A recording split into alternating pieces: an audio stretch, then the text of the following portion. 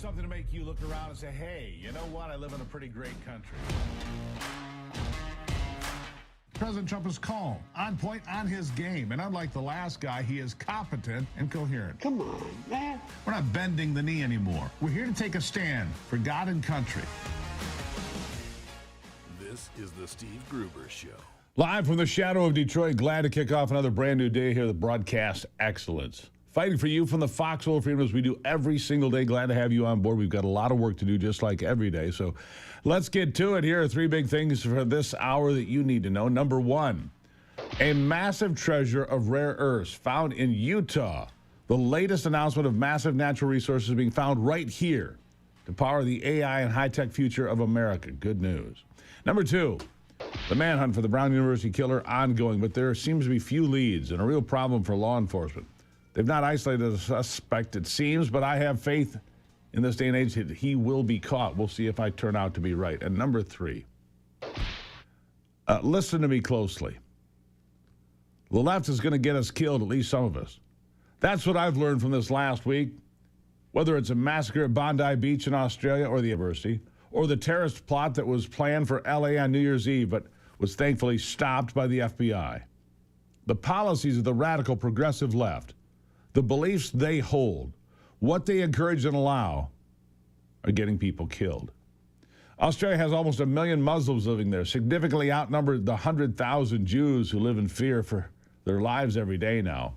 Europe has likewise been overturned and overrun. The city of London, on its own, has 1.3 million Muslims, making up 15% of the population compared to just 145,000 Jews in the same city. France had to cancel its iconic New Year's Eve party this year over threats from growing migrant violence. Migrant violence, people they invited into their country. The left wants the same thing to happen here, by the way. And the ideology commands us to shut up and accept it. We're supposed to believe that all cultures are equal, that it's wrong to criticize any culture except Western culture, of course. All cultures are not equal. The terrorist duo that unleashed its fury and killed at least 15 people on Bondi Beach was a father and son combo. It's a culture that creates men who raise their sons to kill their religious enemies, full of hate, while the mother of the killer tells news outlets that her son is a good boy. That is not a culture I want imported into my country, full stop. That's not a culture that's compatible with the United States. And if no one else will say it, I will. A few good Australians are standing up and saying it too. Here's an Australian representative saying it like it is. Finally, listen. I want their names because we have had a tradition of toleration. These people are not tolerating us. So you don't tolerate us, we want you out of this country, right? Because this country is fed up with your, we must be nice to everybody. Well, I'm not particularly nice to people that crossed the border, invaded another country and murdered over 1,200 people. Tick the boxes. Do they have democracy? Do they have rule of law? Do they have Christianity or some similar belief system? Do they have egalitarian traditions? Do they have industrial awards? Now, if they don't tick the boxes, they don't come here.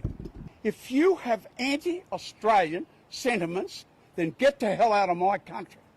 Then get the hell out of my country. Boy, is he right. The problem is that he's in the minority, and he's going to be labeled an ignorant bigot by the progressive powers that be. Because while he's standing up for what's right, exactly right, the Australian Prime Minister refuses to even comment on the fact that the terrorists were Islamist extremists. As instead, he's calling for gun control, claiming the right is the true threat to democracy. That's how demented this guy is. Listen. Just briefly, to be clear, your priority from National Cabinet in relation to the gun laws, what is the number one priority for you? I would put them all together, making sure that they operate effectively and that they're kept up to date and that they're updated for the changing threat. We live in a more dangerous world in 2025. The threat of anti-Semitism, as we have seen, is very real. Threats of other occurrences, such as the rise in the far right, which has also been identified, of course, by Mike Burgess. Oh, please. What a moron. As well. What a moron. It's a more dangerous place in 2025, and there's a rise in anti-Semitism because you imported it and won't call it out. He's not alone. Labour MP Lola McAvoy also refuses to acknowledge the pattern after the terrorist attack. She's still spouting the talking points on diversity being a strength. Good grief, here it is. We don't want to speculate on what the factors are that have contributed to this awful tragedy that seems to be of a huge scale. You know, the fact that we know that 10 people have lost their lives today is utterly horrendous, and you know, my heart breaks for those people and their families and for the communities affected across the world. I think it's important to note that the escalation of this narrative of who we're against and how much we want to divide each other and how much we want to attack each other, that is really at the core of a lot of the problems that we have in the country at the moment. And I firmly believe that people are good and that given the opportunity, they will look out for each other. And I just want to say that as much as possible, we should try and detoxify the way that we think of people who aren't like us, because our diversity in this country is our strength. No. It's not. Lady, your diversity got people killed, slaughtered on a beach, celebrating Hanukkah. When you invite hatred into your country, you get hatred that metastasizes. Diversity is no longer a strength when you start accepting violent cultures and praising them after they murder your own citizens. This is suicidal empathy, folks. We are in a war between good and evil. And the Bible warns us about people who call evil good and good evil. Warns us clearly. You would have thought that they'd catch on to the fact that Australia has an anti-Semitism problem when right here, only a few hours after the massacre on October the 7th, crowds of migrants gathered in front of the Sydney Opera House chanting, "Gas the Jews," and Allahu Akbar. There were 1,713 anti-Semitic incidents in Australia in 2024 alone, ranging from graffiti to arson to assaults to, yes, murder and now mass murder. When will enough be enough? One of the victims from Bondi Beach, Alex Kleitman, was a Holocaust survivor. He lived through Hitler's reign of terror, yet died on the beaches of Australia protecting his wife of 50 years from Islamic terrorists from Pakistan. This should not be. This should not be. And it's not just happening down under or across the pond. It's coming right here to the United States. We don't know the identity of the Brown University shooter yet, which is its own problem, but none of us would be surprised to find out if it was someone with a radical ideology, now would we? Brown University inundated with left-wing radicalism. Only 5% of the student body, 5%, 1 in 20, identified as conservative. Just this year, a Brown University professor deported for attending the funeral of a Hezbollah leader, Hassan Nasrallah. So it seems like more than a coincidence that out of 12,000 students, only 5% identifying as conservative. The shooter killed Ella Cook, a 19-year-old vice president of the College Republicans Club at Brown University, and she was shot in the classroom of a prominent Jewish professor. Coincidence? Yeah, I don't think so. Maybe I'll be proven wrong, but I don't think so. You write this down. You tag this. I'll stand by it. I'll have more after the break right here on The Steve Gruber Show.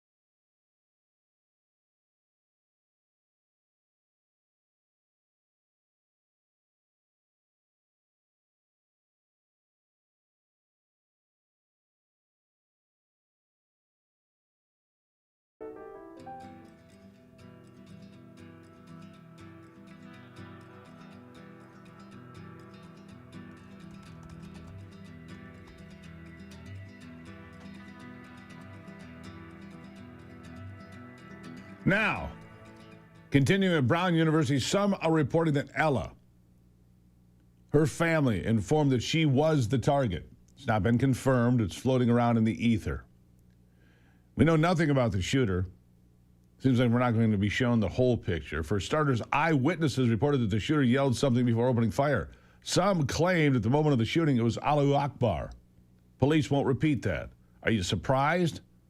Me either. Listen. Now, there's a report the shooter yelled something right before his shot came in. Could you tell us what that was?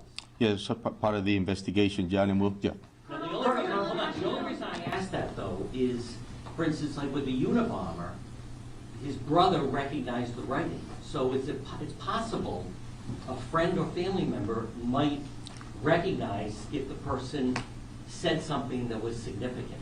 Correct. That's why you don't, other than the 9mm, is there anything else inside that auditorium that you could tell us? No, that's correct. And listen, like I said earlier, investigations will bring us to evidence that we need to collect in order to be able to prosecute. With that being said, we're going to continue to collect evidence, and if it leads us to something to that nature that's going to be extremely helpful for us to identify somebody, we'll be the first ones to put it out. Yeah.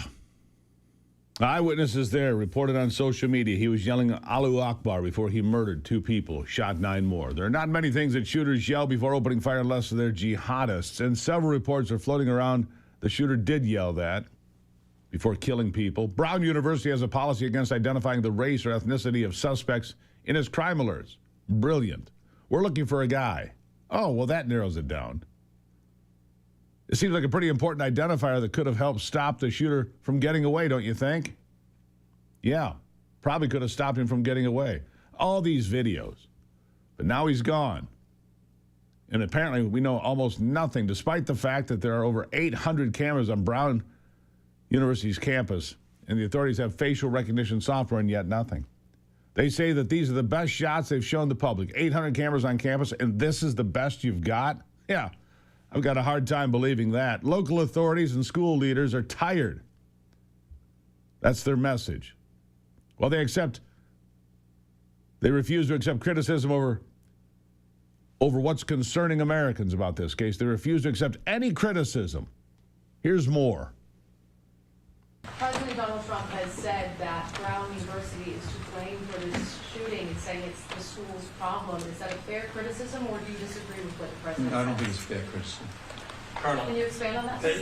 Why not? Because Brown University is not collaborating with you guys. You're lying to the press over here. They have facial recognition. We know that because they follow the students, they follow everybody in the neighborhood. Facial recognition. They need to release that data.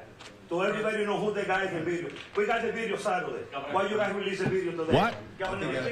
What did he say? You understand anything he's saying? Garbage. Of course they're tired, they're human, but that is not the message the American public needs to hear right now. It's a message that probably is exactly what the shooter wants to hear. Thankfully, the FBI has a lot more resources in disarming a group of radical left-wing terrorists who are planning on bombing businesses in Los Angeles New Year's Eve. Again, the result of toxic left-wing ideology. We're just supposed to say, oh, that's fine. Swallow and accept and repeat. No. President Trump has not accepted it. He's ordered a crackdown on left-wing terrorism, and it's working, according to first U.S. Assistant Attorney Bill Asaile. Here he is. This investigation was initiated in part due to the September 2025 executive order signed by President Trump to root out left-wing domestic terror organizations in our country, such as Antifa and other radical groups like the Turtle Island Liberation Front. As the president made clear, recent attacks across the country have highlighted the grave threats posed by these far-left domestic terror groups. These threats are sophisticated, organized campaigns of targeted intimidation, radicalization, threats, and violence designed to silence opposing speech, limit political activity, and direct policy outcomes, and prevent the proper functioning of a democratic society. These protesters, as the left would have you call them, were planning to leave backpacks fitted with pipe bombs all across the greater Los Angeles area, and their fight against capitalism. Because when you're a brainwashed progressive, the businesses fueling your economy are the bad guys, and you're the good guys for killing them. This group, the Turtle Island Liberation Front, has roots in anti-Semitism. Big shocker. Common thread here. They're a pro-Palestine group that hates America and loves violence. Here's what authorities found in their residence. Yeah, protesters and posters that read, "Death to America, death to ICE, America is fascist, long live Palestine." There it is. These people want death to America, death to you. No surprise, it's the same political party that wants to import incompatible religions and cultures into America. If we go the way of Australia, the way of London, the way of Europe, it will be death to America. You've been warned again. Here's another warning. Chagas disease is on the rise, a rare bug spreading a serious parasite. Most people don't even know they've been bitten. Chagas is spread by the kissing bug, a long considered distant problem, but cases have recently been detected in multiple U.S. states, including California, Texas, Arizona, Louisiana, Florida. Early signs: fever, rash, fatigue, swollen lymph nodes. Yet over time, the disease can bring severe heart damage, digestive dysfunction, even death. Not to fear. The wellness company's Parasite Cleanse compounded of ivermectin and mebendazole is a solution. Ivermectin paralyzes and kills parasites by disrupting their nervous system. Mebendazole stars them by blocking glucose absorption. The potent combination delivers broad-spectrum defense against intestinal and tissue parasites. Each kit is doctor-prescribed, compounded in the United States, tested for potency, and represents the gold standard for parasite defense. Go to twc.health/Gruber. Use the promo code Gruber to get $60 off and free shipping. $60 off and free shipping. I'll take a break and be right back.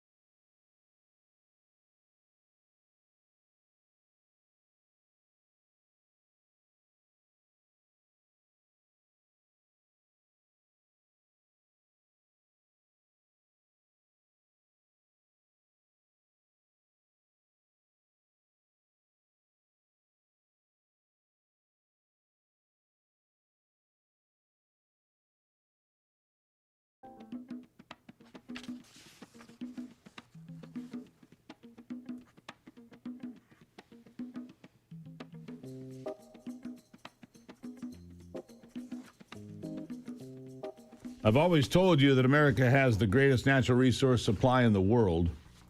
Proven again yesterday with a breaking news headline that a new treasure trove of rare earths has been found in the state of Utah. Yeah, this goes with what has just been discovered in Alaska and elsewhere. We don't need China. We need to wake up. Refining is a big problem as well. 90% of the refining of rare earths happens in China. We need that to come here. President Trump's working on that. But a Utah-based mineral production company has stumbled upon a potentially game-changing discovery. 16 different types of rare earth elements. 16. In the Silicon Ridge area. The discovery could potentially help America lower its reliance on China, maybe eliminate it. The Wall Street Journal reports that Iconic Mineral Technologies, a company focused on producing nanosilicone for lithium-ion batteries, has uncovered what could be the most significant critical mineral reserve ever discovered in the United States. Ever discovered here. The discovery while mining clay in Utah's Silicon Ridge includes high grades of 16 different rare earth minerals ranging from lithium, alumina, germanium, rubidium, cesium, vanadium, and niobium. I don't even know what most of these things are. I mean, I know some of them. This is critical as we move forward. It is critical as we move forward into an AI generation and a high-tech future. Cut the cord to China. Cut it. Time to be done with it. Meanwhile, we've put a blockade on Venezuelan oil, if you missed that. A Venezuelan oil blockade has been put in place by the Trump administration to cut off all oil exports and imports to Venezuela. Choke the snake out. This is part of the program brought to you by PuroClean's Veterans Initiative. It's the PuroVet program, empowering veterans through franchise ownership in a $210 billion restoration industry. If you're a veteran or know somebody who is, this is your chance to get to the head of the line and get your own business. It's a remarkable offer. 855-PUROVET or purovet.com. If you're a veteran, maybe you start 2026 with your own business. What about that? purovet.com. purovet.com. I'll take a break and be right back.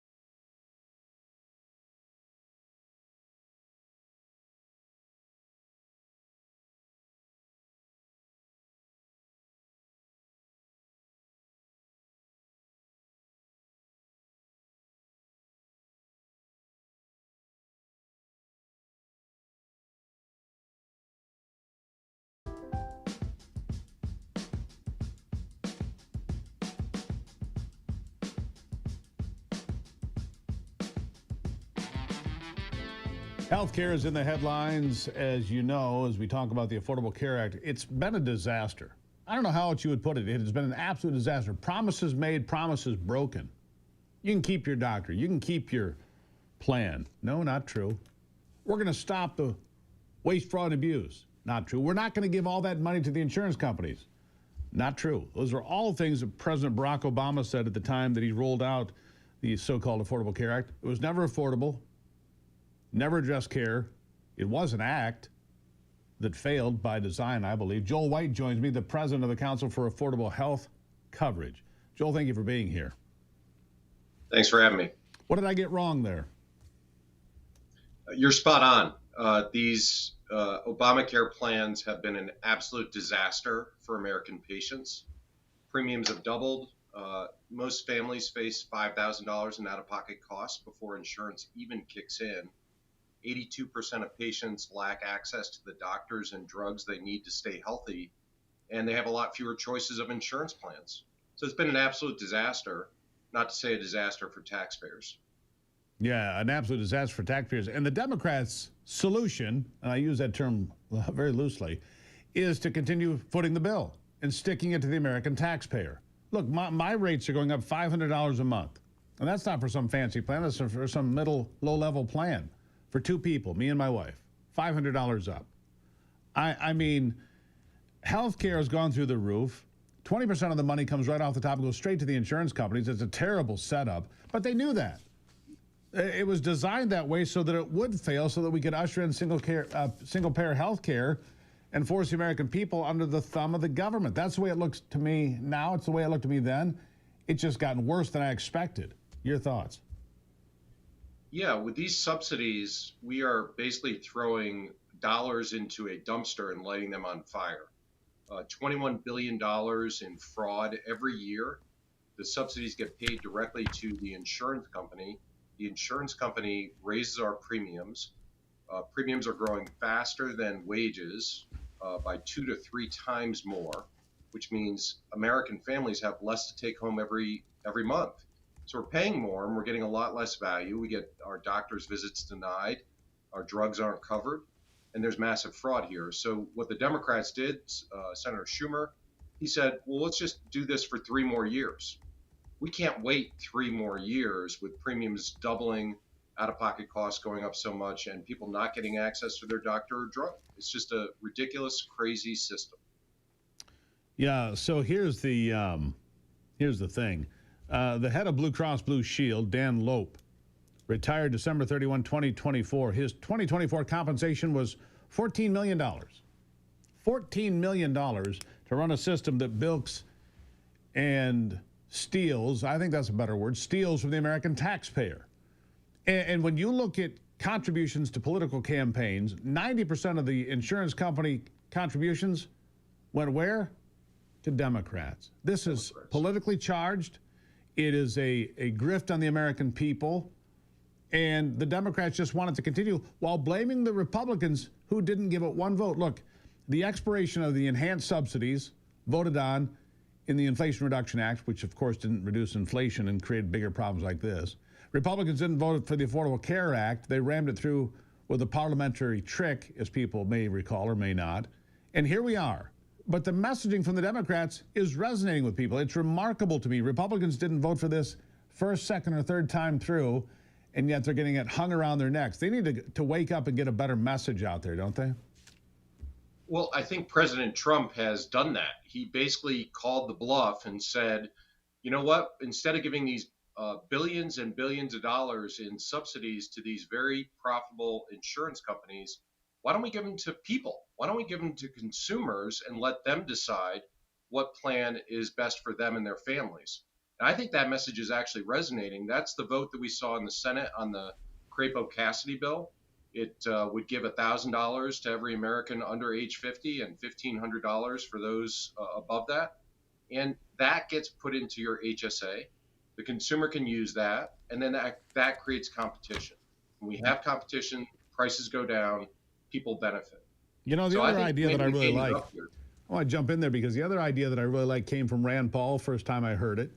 And he said healthcare associations. Basically, he uses the example of Costco, which I think is great. Take their 44 million members and put yourself into a group with those 44 million people and then have one person go debate and negotiate with United Healthcare or Blue Cross Blue Shield. I think that partnered with HSAs is a pretty good 1-2 punch. What are your thoughts on that? Yeah, what Obamacare did to small businesses is a tragedy. It absolutely decimated the ability of a small business owner to provide health coverage to their worker. And right now, design. the costs are up half of Obamacare is made up of small business workers. These are hardworking Americans who are just trying to pay their bills and get by. The small business owner wants to provide coverage, but they got all the regulations from Obamacare. They can't afford to provide coverage to their workers, even though they want to. What Rand Paul is doing, he's saying, let's let all those small businesses join together, just like a big business, and get lower premiums. They can't do that because the laws that are in place prevent them from doing it. President Trump tried to do that in his first administration. They sued him in court and blocked it. We need Congress to do the Rand Paul bill to let people join together, just like we join into Costco. We get lower prices. We get to pick the plan that works best for us. Finally, put the consumer back in charge of what's happening. Plus, and we've had experts on this program, one recently, Paul Siegert, and I suggest you go watch the YouTube interview with Paul Siegert, who breaks this all down and points out things like a single procedure, let's call it an MRI. There might be 100 different points of pricing for that, depending on what insurance you have or if you're paying cash. And Paul pointed out, he just had a child recently, the insurance rate was $28,000 for that child to be born. He said, I'm paying cash. I want the cash discount. He paid $2,800, a 90% discount, because he paid it in cash in the state of Tennessee. I mean, there's something completely wrong with the system. An MRI costs what it costs, right? There should be one charge, not 100 different charges or more. Joel, we got to have transparency there too, don't we? It's crazy what's going on. There's videos all over social media. Nurses calling MRIs for patients, and they say, well, this patient has no insurance. They say, well, the price would be $500. They go, wait, oh, I'm sorry, I made a mistake. They actually have insurance. They say, well, it'll be $2,500. So it's actually cheaper in some cases to pay cash, right, not use your insurance, and get a discount. That's a crazy system. It is a crazy system. You go back to the $28,000 labor and delivery fee, right?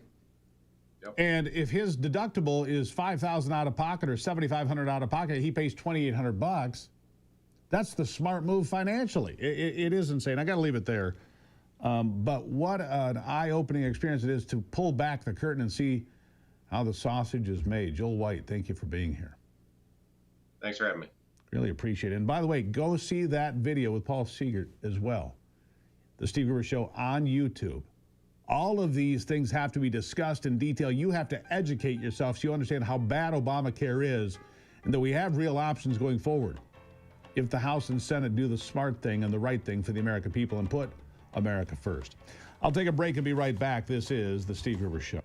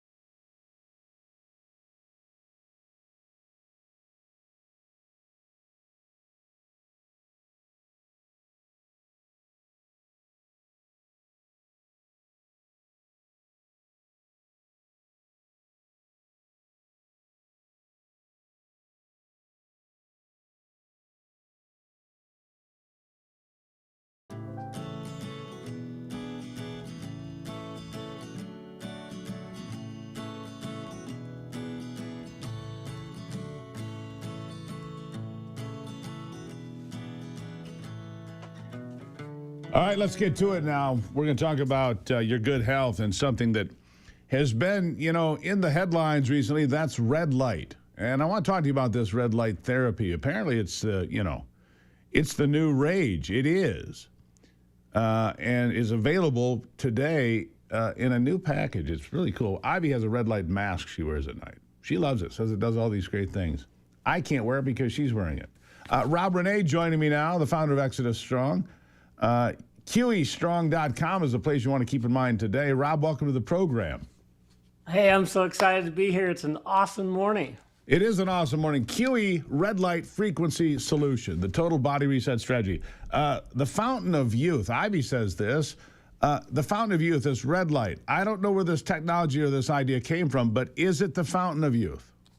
Yeah, it is. It's just amazing. It's like, God created light, right? And it's amazing what red light will do for you. They've got, it helps on the surface of the skin, but then it's amazing. It goes in near infrared. It goes deep into the skin as well. So it literally helps repair underneath the skin as well. So it's super important. And the things are pretty amazing. You can go from a really inexpensive wand that's less than $100, or you can go up to these beds that are $15,000. So it's super important. It's been scientifically proven, but we call it the fountain of youth because it helps with so many different things within the human body. And so we're just so excited to have an opportunity to give your community an incredible offer right before Christmas, because you literally can give the gift of youth to people this Christmas, which is pretty exciting.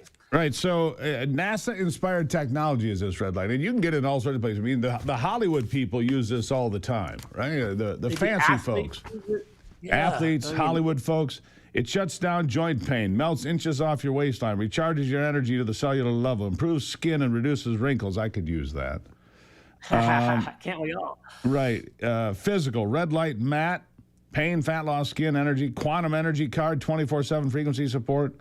And you send Bible verses along just so there's some good reading involved as well, right?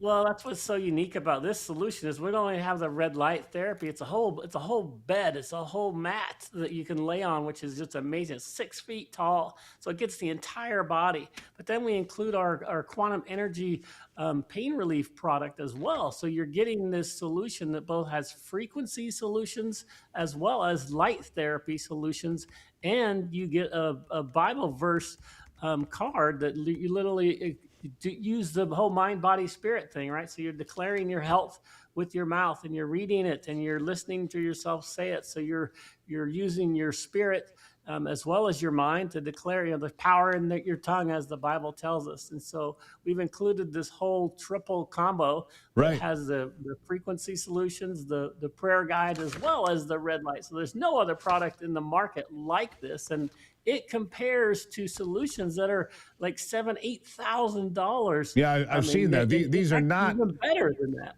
These are not inexpensive. Now, the science is red light therapy means photobiomodulation.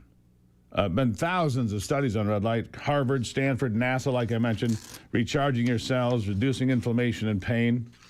Specific lightweight wavelengths cause fat cells to leak. Apparently, your body flushes it out. Energy boost, sleep quality. Man, I could use that. I had insomnia again last night. I did, Rob. It's just awful. I hate it. But you're right. I mean, these things can cost $8,000 or more. I mean, thousands of dollars these things cost. But today, you got something different. You've got the regular retail price is $1,200, but today, if you use the promo code Gruber at QEstrong.com, it's $597. And if you get, there's only 20 of them, by the way. I want to tell you, there's 20 of these left. That's why Rob came on. At the end of the day, they're going to be gone. So they'll be gone. And if you get them today, they'll be shipped by Christmas, and they'll make it by Christmas. It'll be the gift of health under the tree, or just for yourself. Red light therapy. So the mat is 6 feet long. How wide? It's about 2.5 feet wide, so it's like super, super big. So literally I'd fit gets on the it. entire body. I'll fit on it quite well. Anyhow, it's an $8,000 panel. It's $597. It got about 20 of them left. They'll be gone before the end of the day. Look, this is a full body reset, right? Here's a couple of results. My wife's been using it on her hip and upper leg. Pain has reduced. Mobility has improved. From another user, we're feeling less pain. Even our dog loves it. Does this really help animals too? It helps animals as well. It's amazing. They actually love it. They sit down on it and they can just feel comfortable because it really helps both the heat as well as just the therapy on their bones. It's amazing for animals as well. Yeah. So you get the large red light mat, 6 by 2.5, 6 feet by 2.5. The Quantum Energy Relief Card, the Bible verse reading guide, 60-day money-back guarantee. If you don't think this thing works, even at this price, which is ridiculous, I don't know how you can do it, Rob. Yeah, it's just exciting to be able to offer something like this to people. And then we have these little wands that like literally are less than $100 with your Gruber code. That if you can't afford the mat, I get it. It's not for everybody, but those 20 will be gone today. If you can't grab one of those, then grab one of these red light therapy wands because they're less than $100 and you can really get targeted therapy. You can put it in your purse and take it to work or throw it in your car or your truck, and that really is an awesome and if I'm reading this right, free shipping too, correct? Yeah, we will include shipping as part of the price. Yeah, free shipping. So here it is, $597 right now only, today only. 20 of these things probably down to 19 or 18 and counting quick. Go to QEstrong.com, QEstrong.com. Click on Red Light Frequency Solution. Use the promo code Gruber at checkout. You're going to get a final blowout price of $597 for the complete system you just saw. Rob Renee, I don't know how you're doing it, my friend, but thank you for being here. Give the gift of health. There you have it. Yes.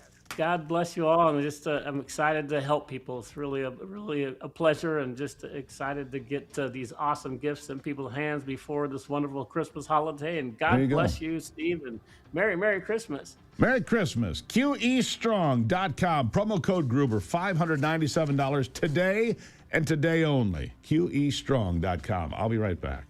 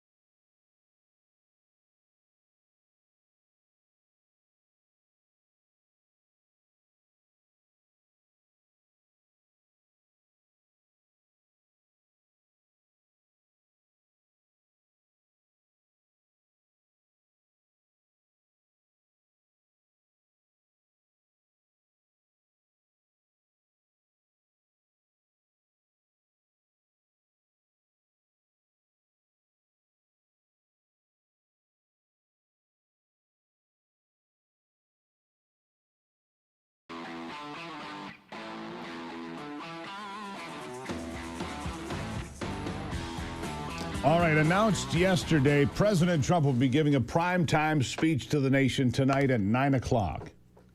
I guess from the Oval Office. I didn't look at that. But I assume that's where they do their primetime addresses. My fellow Americans will be giving an address to the nation tomorrow night live from the White House, 9 p.m. I look forward to seeing you then. It's been a great year for our country, and the best is yet to come, he put out. We will have complete coverage on Real America's Voice for all of that. For those of you that would like to tune in, coverage will start at 7 o'clock as we evaluate what Trump could be putting out there. The entire Real America's Voice team, including myself, will be on hand to deliver you this live speech from the White House. My guess, of course, is that Donald Trump, he's going to talk about this new blockade of Venezuela. He's going to have to talk about that. That just released. If you missed it earlier in the program, we have put in a military blockade of all oil tankers going and coming from Venezuela, choking them off financially completely. It'll also hurt the Russians and the Chinese because they get a lot of dirty oil from Venezuela. That's a big deal. But what I'm expecting mostly is for the Democrat to begin the midterm election campaign for 2026 by talking about the successes of his administration so far. That would include closing the border. It would include lowering inflation to 3% or less, gas prices that have come down. He's going to talk about finding real solutions here at home, investments in this country, a $600 billion reduction in the annual deficit. That's no small thing. He's going to talk about the money that he's given to farmers, $12 billion, to offset their concerns about tariffs and so forth. And then he's going to lay out the groundwork for 2026. He's been talking to a number of people about messaging and how you talk about the economy and how you get the attention of the American people and say, look, the economy is on the right track and we're headed in the right direction. In fact, gas just continues to go down every single day. It was a little expensive for me yesterday. It was $274. My $274 I paid to fill up the Suburban yesterday. Pretty remarkable price. Man, Oklahoma, $229. Nice job, Oklahoma. We've got a lot more to cover in the next hour here on the program, including former Congressman J.D. Hayworth joining me to join the discussion here on the Steve Gruber Show. You never want to miss any of it. You can find it and listen live, stevegruber.com. I'll be back.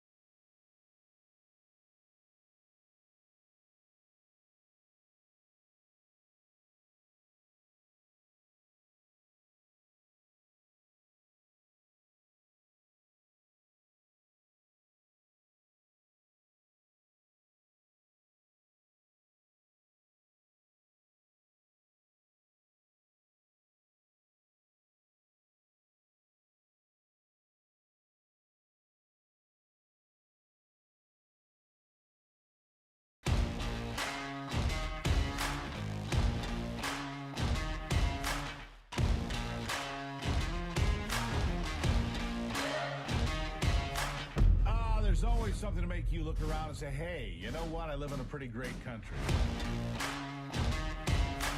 President Trump is calm, on point, on his game. And unlike the last guy, he is competent and coherent. Come on, man. We're not bending the knee anymore. We're here to take a stand for God and country.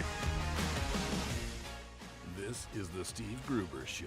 Yes, it is. Fighting for you for the foxhole of freedom here in the shadow of Detroit in working class America. This is the blue-collar freedom train. Fighting for you for the foxhole of freedom every single day. We do it here. A lot to get to. Three big things this hour. Number one, Customs and Border Patrol has announced a haul of $200 billion from record-breaking tariff money amid the stiff border enforcement and other critical policies that have proven to be effective. Number two, as we announced late yesterday in the program, the FBI, according to its own field office in Washington, D.C., never had probable cause to raid Mar-a-Lago, but political pressure prevailed, and they were forced to do it anyway. And number three, I want to remind you that President Trump will make a primetime speech to the nation tonight, 9 o'clock. He's expected to recite his successes in the first year of his second term and then lay out a vision for the coming year. There will be complete coverage on Real America's Voice that I will be part of beginning at 7 o'clock. The entire Real America's Voice team will be there. So, how will 2026 stack up? Well, if the economy keeps bouncing back, it could be very good for millions of Americans, but this takes time. Gas prices down again today, according to AAA. Look, I paid $2.74 a gallon yesterday. I thought that was pretty good. You're filling up a Suburban, you know, every penny counts. Here's Congressman John Rose, and he destroyed the dishonest, disingenuous Jake Tapper on Chicken Noodle News talking about Biden's inflation bomb. Listen to this. But we know that from history, the problem with inflation is once you set it off, which the Biden policies did, we saw over 20% cumulative inflation during the Biden years. Once you start that inflationary spiral, it continues, and it takes time to reverse it. We saw that from the Carter inflation of the 1970s and 80s. It took, in that case, years before we were able to completely tame inflation. And it's going to take time again. And so that's why you don't go down this road. That's why the Biden policies were so abhorrent to the future success of our economy. And I think that's what the president is talking about. You know, the Democrats created this runaway inflation of the last 4 years or so, and it takes time to put that genie back in the bottle. Yeah, takes the time to put that genie back in the bottle. You see, because once prices over Biden's tenure, inflation was up over 20% in a 4-year period. Cumulative inflation more than 20%. You think you fix that in less than a year? Come on. Democrats, it's Donald Trump's affordability crisis. No. It's your disastrous policies of printing money by the truckload during COVID, giving away tons of money, padding Obamacare subsidies with enhanced subsidies for insurance for people. This is all created by bad policies in Washington by the left. It is. And a lot of weak-willed Republicans as well. They're just as much to blame. J.D. Vance does a quick carpet bombing of the Democrats yelling about affordability. It's kind of fun. Listen.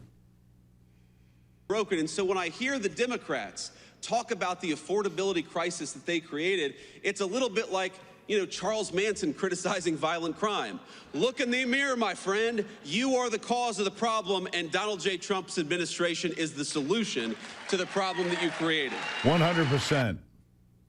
Donald Trump is the solution. This policies of Bessent, of the Energy Secretary, Chris Wright, of the other people working hard, all of these people working hard, Kevin Hassett, all of these people. So here I've got the governor of Arkansas, Sarah Huckabee Sanders. She's laying out the case for living in Arkansas. But really, she's laying out the case for living in any red state today.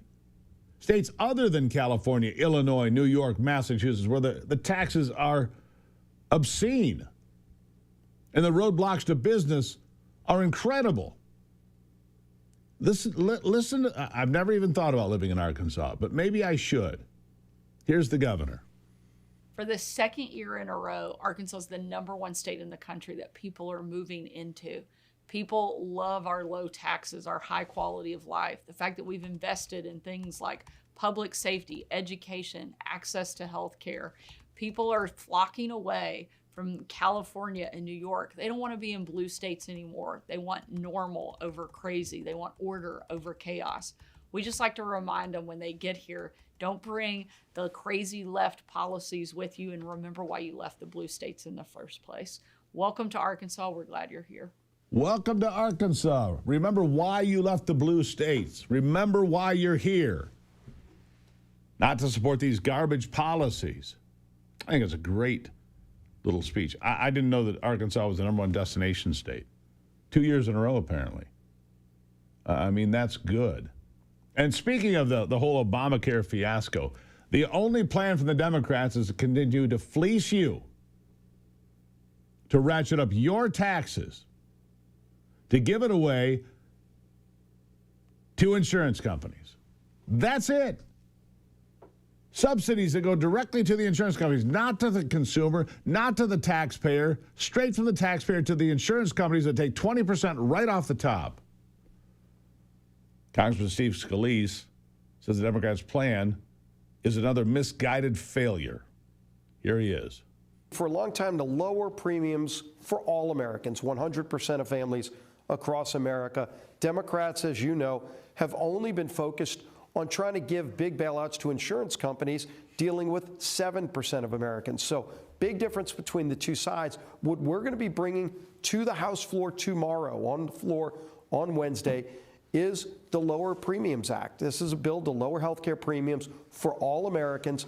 It's going to be focused on things like association health plans, the Choice Act, which is a way to use health savings accounts so that employers can work with their employees and give them better options for lower premium health care plans. We do what's called cost share reductions, and it's basically a term up here in Washington to lower premiums for everybody at Obamacare. So an actual plan, not just stick it to the taxpayer and talk about how Republicans are evil for taking away health care. An actual plan. What a concept. An actual plan to lower the cost of health care and provide better health care at the same time. Health savings accounts. Healthcare associations where millions of people can get together and then negotiate as a block with Blue Cross Blue Shield, with United Health, and all the other biggies. Real solutions. New ideas. Because what was put forth as Obamacare, what was foisted upon the American people, was a fraud. It doesn't work for anybody. My health premiums have gone up every year of my adult life. I've never had a premium go down, have you? This year, the biggest increases yet, $500 a month just for me and Ivy, just for me and my wife. $500 a month. It's not for some fancy plan. It's for some middle-of-the-road or below plan. Obamacare has screwed up health care in America. Period. Anybody who denies that is in denial. That's a fact. Coming up after the break, a man running for Attorney General in Michigan. I'm going to ask him about some revelations yesterday. The Attorney General committed impeachable offenses to Dana Nessel, according to an investigation at the State House. More after the break.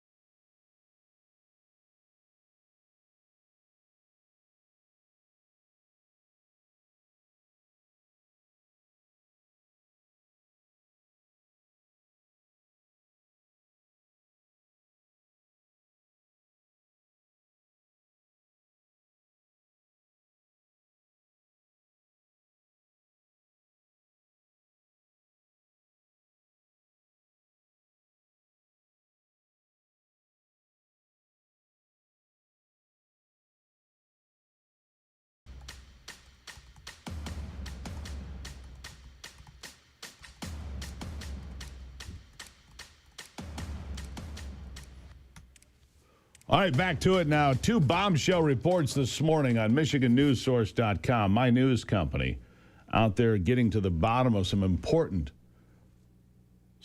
scandals. In fact, a Republican said that the current Attorney General Dana Nessel has committed impeachable conduct, impeachable offenses. It is a remarkable story. My next guest, Kevin Kieski, is running for Attorney General as a Republican in 2026. He joins me now. Kevin, thank you for being on the program.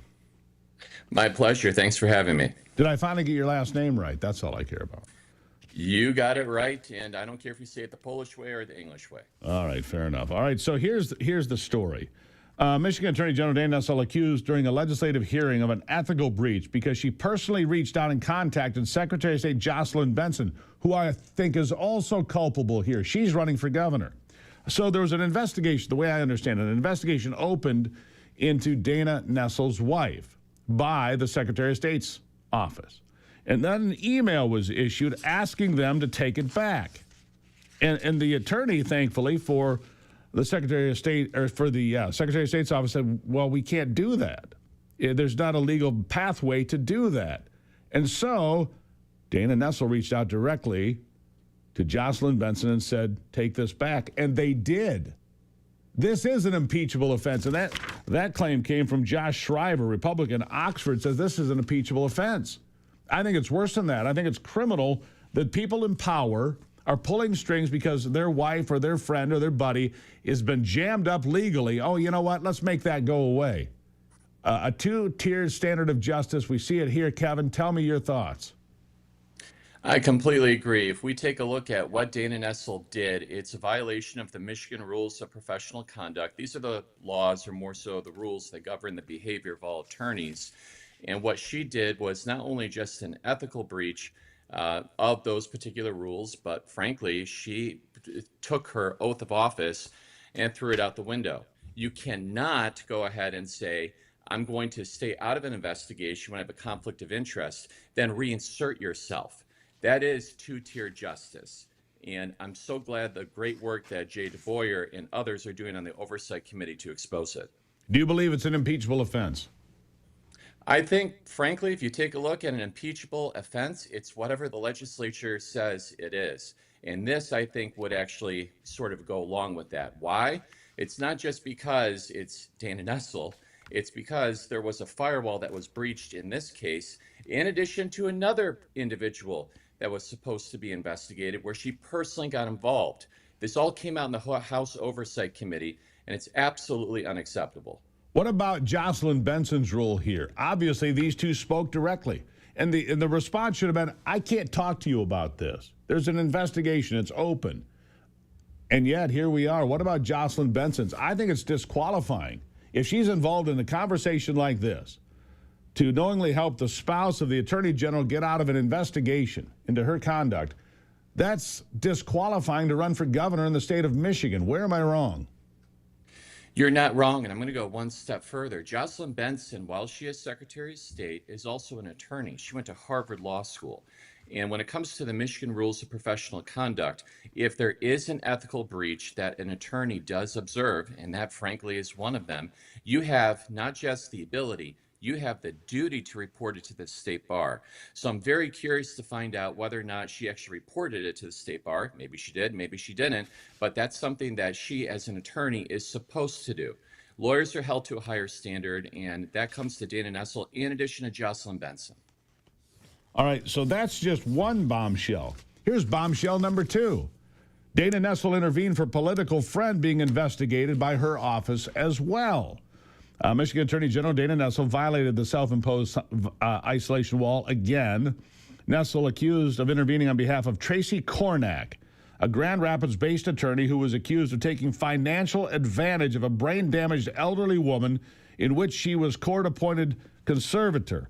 Kornack was part of Nessel's transition team in 2019, treasurer of the Michigan Democrat Party. In one December 22 email from Nessel to her staff revealed during Tuesday's hearing, Nessel said Kornack had contacted her directly regarding her case and the AG's investigation of Kornak was holding up a potential judicial appointment in Kent County. Less than 2 weeks later, the case disappeared despite the fact that the Kent County Sheriff's Department concluded that criminal charges should be filed against Kornak. By the way, they were never filed. The case vanished 2 weeks later. She took advantage, allegedly, of a compromised individual elderly woman for financial gain. That's the allegation. Here's Dana Nessel again with a two-tiered system of justice for her wife, for her friends, and I have to ask openly, Kent County, why did you not file the charges that your sheriff's department said were warranted in this case? Your thoughts? Well, my thoughts are twofold. Number one, when it comes to the Kent County prosecutor, I would actually follow up with him, or I'm sure the media will follow up with him to inquire as to why charges were not filed. And second, this is a complete breach of that firewall again. When it comes to attorneys, we're held to a higher standard. And frankly, what the Attorney General is doing is protecting her political friends in addition to donors, as opposed to pursuing impartial justice and protecting the most vulnerable individuals that we have in our society. So this just needs to stop. It needs to stop. This is corruption. If this is true, Dana Nessel should resign. Jocelyn Benson should recuse herself from running for governor. Neither of those things are going to happen, Kevin. Real quickly, we got 30 seconds. Where can people find out more about you and your run to be Attorney General? Yeah, they could go to kevinformi.com, and we're going to make Michigan red again. Looking forward to it. Maybe honest again. Maybe transparent honest again. And not corrupt. Yeah, maybe not corrupt again. Kevin, greatly appreciate Kevin Kieski. kevinformi.com. Explosive stories. Go read these. MichiganNewsSource.com. They're in-depth stories. Tom Gantert, the writer here, very well done. MichiganNewsSource.com, your source for real news when it really matters in Michigan. I'll be right back.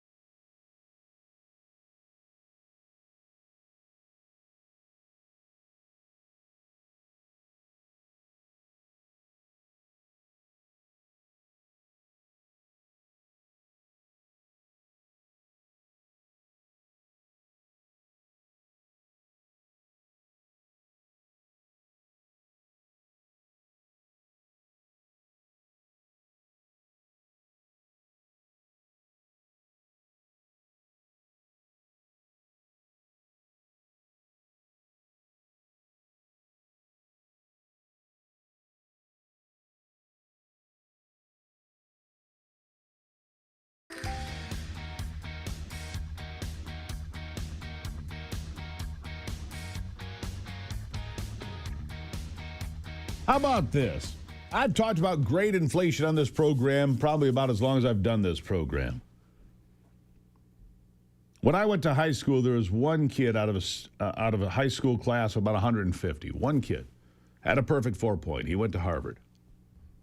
Fast forward a few years later, my daughter graduated from that same high school, same size class, about 150. 15 perfect 4.0s. And then fast forward to my next daughter, a bunch of kids with 4.1, 4.2, 4.3. A UC San Diego research investigation reveals 25% of incoming students with 4.0 grade point averages out of high school lack basic math skills. Basic math skills. 12th grade students have the lowest math and reading preparedness on record. Only 22% of senior students are proficient in math, only 35% in reading. That's embarrassing. How's that Department of Education working out for you after all? Families only realize how inflated grades are when they start looking into colleges. For instance, in 2024, the average unweighted GPA of an admitted student to UCLA was a perfect 4.0. In other words, the average student never received a B in any class ever. Never even an A-. With the realization comes another one, how unprepared their top-performing students really are. As the owner of a tutoring company, this is an op-ed on Fox News. As the owner of a tutoring company, I see and hear some version of the following countless times. My kid just got her SAT score back. Much lower than we expected. She's at the top of her school, but only scored in the 1100s. That's because you're being lied to. It's called grade inflation, people. Stop patting Johnny on the head and telling him how smart he is. Maybe Johnny's just dumb. Maybe Johnny's not a 4-point student. Maybe Johnny needs to work harder. SAT and ACT scores are a rude awakening, both because parents have been misled about the academic preparedness of their kids for so long, and because it's often too late to go back and relearn anything. Yeah. 25% of incoming students who didn't know how to do middle school math had perfect 4.0 GPAs in high school math classes. They couldn't do middle school math. Hello, America, you're being lied to. I know you're shocked. Dan Doyle, author of Roughnecks and Rich, is a startup in the great American fracking boom after the break.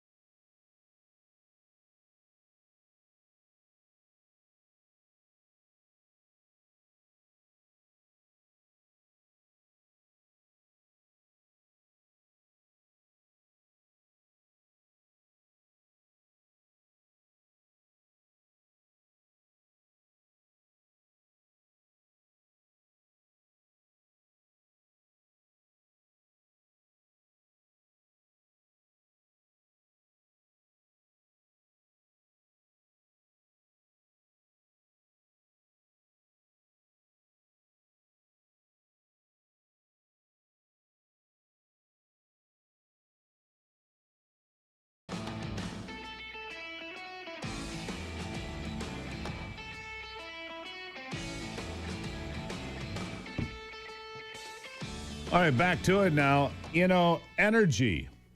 It is the key to America's future, and the climate cult wants to do anything they can to stop it. They think we should have windmills and solar panels or sit in the dark, you know, live off the land stuff. You know, living off the land, all that, you know, that stuff. Doesn't come with toilets or running water or heat or lights. It's a cute idea and all, and it might be cute in the movies, but in reality, not quite what you want. Dan Doyle, author of Roughnecks and Riches, a startup in the great American fracking boom. He joins me now. Dan, thank you for being here. How you doing, Steve? I'm doing well. Look, Chris Wright, I think, is doing a fine job as a Secretary of Energy. We're finding new sources of energy, an LNG pipeline coming out of Alaska. You've got all of these things going on. But the climate cult, man, they won't give it. I saw Al Roker this week telling me that because it was 5 degrees below zero in Michigan, because it is so cold, and I have 250% of the snowfall average for November and December already, it's because of global warming. I'm like, do these people smoke weed before they go on the air? I mean, seriously, how do you believe this nonsense? You don't. If you're reasonable and kind of a practical thinker, you don't. They run with all sorts of theories, and there's no basis for it. It's just sort of a catch-all phrase anymore that really has no basis in the truth. Yeah. I'm old enough to remember this because there are these 5 truths that and myths, I should say. In the 1970s, I'm old enough to remember Jimmy Carter telling us we were going to run out of oil. Peak oil was here. We weren't going to find any more. We find more oil every year in bigger reserves in larger quantities year after year. This LNG discovery in Alaska, natural gas that'll power this country for years if we turn our power plants into natural gas-powered power plants. Peak oil. It's always been a myth, hasn't it? It is. It's a theory or a concept pushed a lot by the IEA, which is a France or a Paris-based agency that studies oil and gas and supply and demand, and very, very left-leaning group. And the reason they push peak oil, it is their sort of duplicitous means of trying to get the world to turn away from oil and gas because it's going to run out, or so goes the kind of scare tactic. And we're going to run out of oil and gas, so we've got to put our money into renewables and right away. And we can't keep relying on this. And the IEA constantly is redoing their peak oil estimates. It's at one point it's right on it. We're in it. We're past it. Now I think they're saying, I think the latest is it's 2030, though I think they backed off of that and said, no, peak oil is further away than that. So you just don't know, or you can't follow some of these leaders because you'll follow them right into futility. They really have an agenda. A lot of the data, a lot of climate science is agenda driven now. You really have to be careful because you don't know how they're baking the cake. You don't know what data they're using or not using. These people typically are embedded in universities, and we know what universities are. If you're writing grants and you're going to take it upon yourself to tell the truth and challenge a lot of these. Yeah, you won't get a grant after that. Grant results are study results from grants are based on who wrote the check. That's been true for a very long time. The truth is decided on who wrote the check and whether you're going to get grants for next year and the year after. Look, fossil fuels, which are misnamed, they're hydrocarbons, have energy density. Be it oil, coal, natural gas, they are the greatest source of energy on this planet. That's why China is building a brand new coal-fired power plant, 1 or 2 a week. They're not even using them. They're not even using them, Dan. They're building them and parking them along the side for future reference because they know energy is king, and America must have vast quantities of cheap energy to compete. Now, are we on the right track now? Because it feels like it. Yeah, I mean, it was crazy what just happened. Look at Ford's write-down yesterday. Oh, yeah, $19.5 billion. The EV, the Lightning pickup truck is no more because it was always a fool's errand. If your business plan relies on billions of dollars of subsidies from taxpayers, that's no business plan. No. That's a grift. Ridiculous. Yeah, it is. It is the climate grift. And how would you feel if you were a Ford shareholder? Oh. And you stuck with it. and they're following what the government's telling them to do, and then all of a sudden you do this. But really, truthfully, if you're just on automakers for a second, the really smart automaker was Toyota. They Absolutely. never did an EV. They did hybrids. I drive a hybrid pickup truck. And I it get works. 600 miles to the tank full. Right, it And works. it works. And I like it because it's heavy. It's great in the winter. And the great thing about the Toyota hybrid, you don't plug it in. It recharges itself. You don't plug it in. You don't affect your home electric costs. You don't need chargers anywhere. You just drive the vehicle, put fuel in as needed, and you get 600 miles of range on a pickup truck. That's right. Unbelievable. Yeah.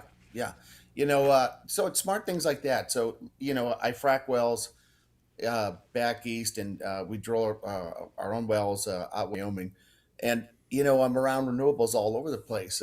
There's a lot of wind in Wyoming. I don't see much solar, but so there's room for everything, but there's no room for stupidity. And a lot of the renewable movement is just stupid. And it's people, the kind of the grifters on the politicians. I don't know if they've done no study, no critical thinking of their own. I don't know, or if it's just, it's such a scam. The way they're kind of leading well-meaning people around with false information. The biggest thing is, we oil and gas does pollute. I mean, there's no doubt about it. I mean, you release CO2. CO2 is not something you want necessarily put in the atmosphere, but so you have big oil. But on the mining side, there's a term, big shovel, and it's all about renewables. Excuse me, is all about mining. It's it's strip mining. It's just these heavy minerals, and now we're running around to Africa, to places where there's no human rights issues, but we're collecting up these minerals, and then you have to smelt these minerals to process them, and smelting is the way in which you produce acid rain. And so up in Canada, Sudbury, Canada, they because of all the heavy metals up there that are necessary for battery production, years ago they built these things called the super stacks, and the super stacks are used to instead of just dumping this acid rain locally on Sudbury and deforesting the entire surrounding area, killing off streams, lakes, all wildlife. They built these 1,000 and some foot stacks. To scrub everything, release and we'll have to get back to acid rain, because that's something else we were told was going to destroy the planet and didn't materialize. Not here, not that I've ever seen. But we've got to get back to this, Dan, because there's a lot more to talk about. You should come on the podcast with us. Forgotten America podcast launching in January, because what we forget is the truth too often. These are all important topics, Dan. I want you back sometime soon if we can do that. Thank you. Okay, very good. Thanks. Really appreciate it. The story is too long. We need more.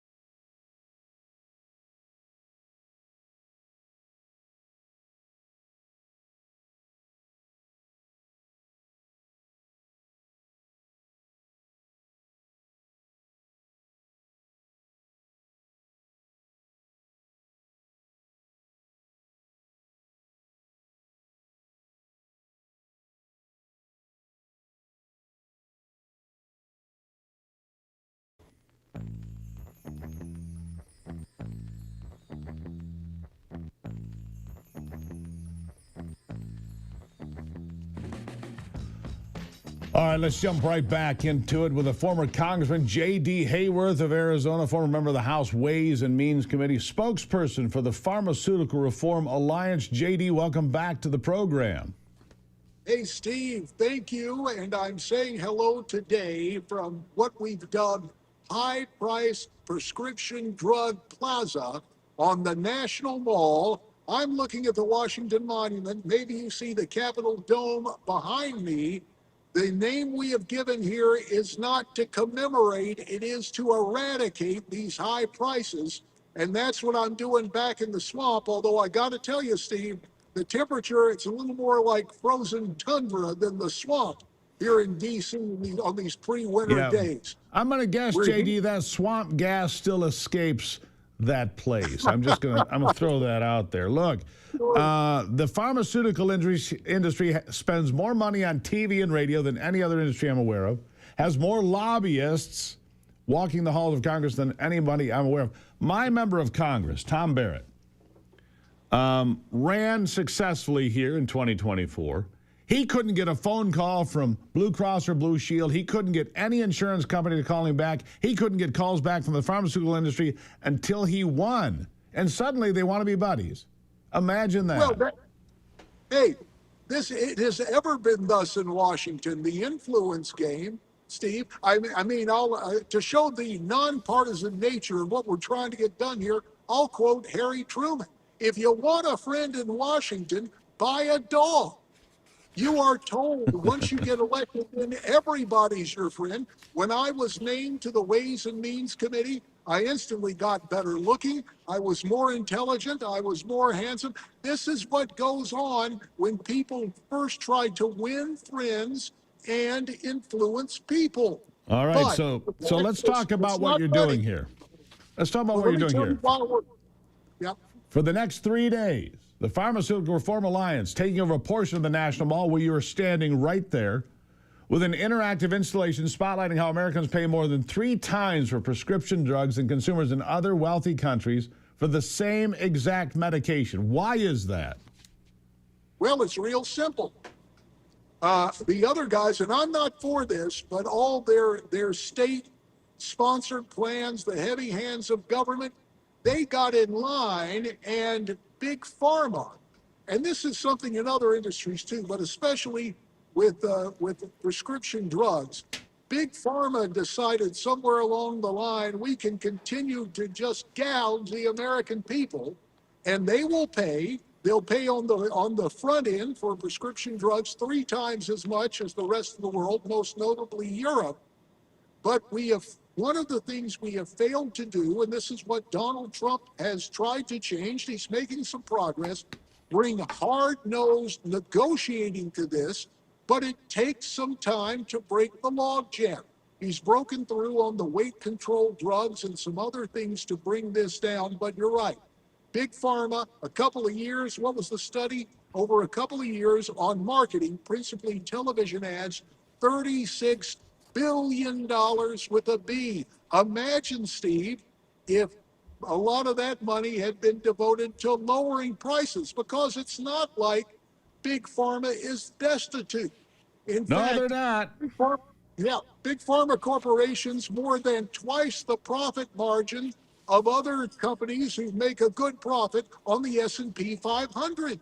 Now so look, this is something where we have to restore the notion of hard-nosed negotiating and get away from the heavy hand of government. That's what the president is trying to do in a nonpartisan way. And I hope we get that done. They're talking about changes to the way health insurance is done by taking the money and stop sending it directly to insurance companies, stop sending these pharmacy managers money directly. We need to take control by having strength in numbers. And I like these health association ideas that have been put forth. If a health association can negotiate with United Healthcare, Blue Cross, and Blue Shield, couldn't a group of 40 million people also negotiate with the pharmaceutical industry and say, here's what we're willing to pay, here's what we're not willing to pay? Will that model work? It will work. What we have to do right now is to create a framework to get it done. And that's what the president tried to do, beginning with his most favored nation executive order on prescription drugs that flipped the script, if you will, said, hey, Let's make America and Americans the most favored nations and the most favored people in this. But instead of putting Americans first, Big Pharma puts Americans last. Now, you prefaced the whole political dynamic to this. Let me point something out again, because this is an opportunity for Congress to act. Despite the influence game, you'll never go wrong listening to the American people. According to our poll, just a few months ago, 84% of Americans put the blame for high prices directly on Big Pharma. Moreover, 86% of American voters say they are more likely to support a candidate for the House or Senate who takes on Big Pharma. So just think of the twofer here. We hear all this talk about polarization. Steve, this is an issue where Republicans, Democrats, independents, libertarians, vegetarians, everybody is essentially on the same side. You get rid of the polarization. And the other thing, we hear all about affordability. The best way to get this done is with the framework the president has been trying to use. He's got it started. Negotiate to bring that down. And then the other ideas you preference, they can come into the mix. But it's vitally important to focus.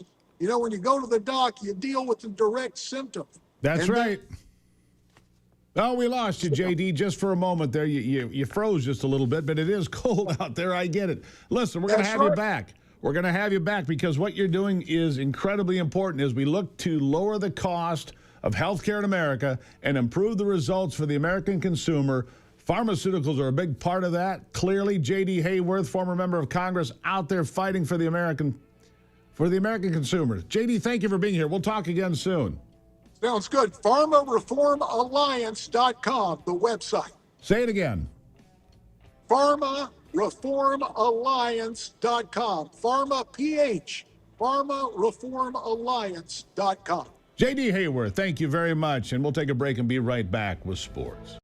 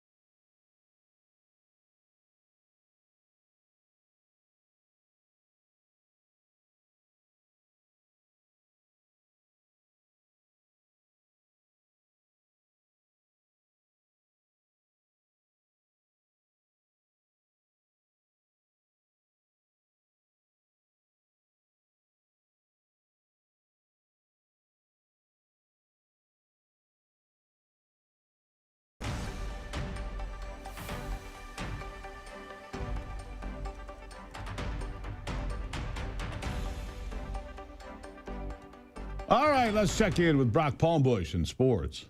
With a look at sports, I'm Brock Palmbush. The New York Knicks won the NBA Cup last night in Las Vegas, taking down the San Antonio Spurs 124-113 in the finals.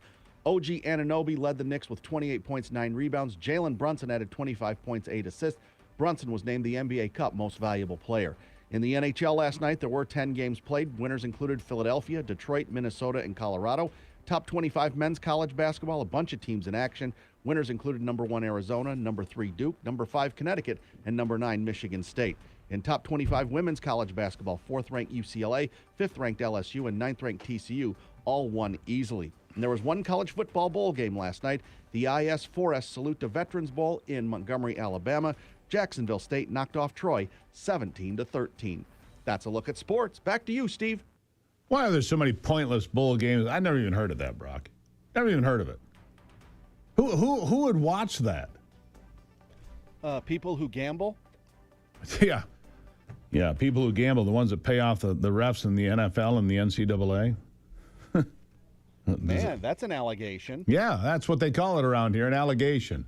You know, a friend of mine's father told me when I was about 15 years old, Gruber, it's all rigged, all of it. Politics, sports, it's all rigged. And you see some of these things happen and you go, looks rigged. Looks rigged. You know, phantom touchdowns and pass interference calls that aren't pass interference at critical times of games. It's like, Brock, how can you not be a little bit jaded? Well, I'm kind of that way about NBA games because the officiating in that league has been horrific for about 30 years now. Not since the glory days of the 80s when the officiating was really good. Yeah, the glory days.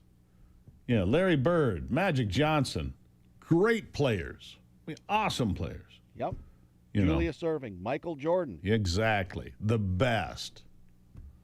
I would take a team from the 80s and play anybody in the 90s. Anybody. 100%. Well, not now. They're in their like 60s and 70s. Well, now. you know what I'm saying. At the same time. I got you. You know. Gosh, Brock. All right, still to come. Did Dana Nessel commit impeachable offenses? We're going to dig back into that story after the break here on the Steve Gruber Show.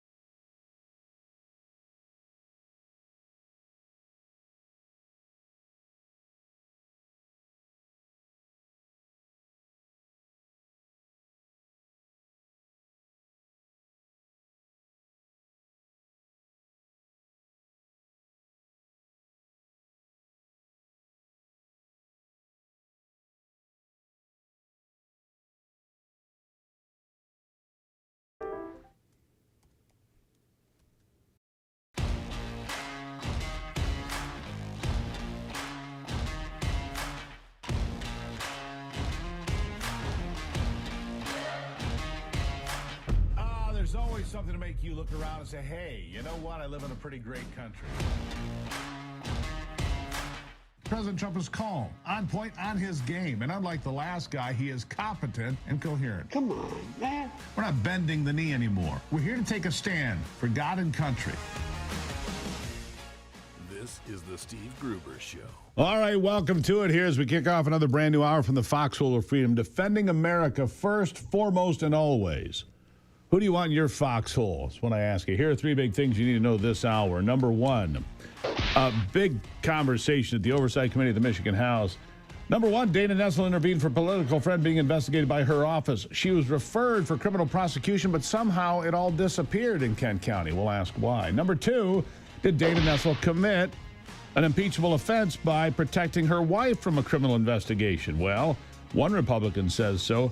House Oversight Committee Chair Jay DeBoyer will join me. And number three, Trump has declared a Venezuelan regime a foreign terrorist organization. By the way, the president will hold a primetime address to the nation tonight at 9 o'clock. We'll have complete coverage on Real America's Voice. I'll be part of that coverage starting at 7 o'clock tonight. You don't want to miss it. President Trump's going to talk about Venezuela, the drug boats. He's going to talk about the accomplishments of his first year of the second term of his presidency.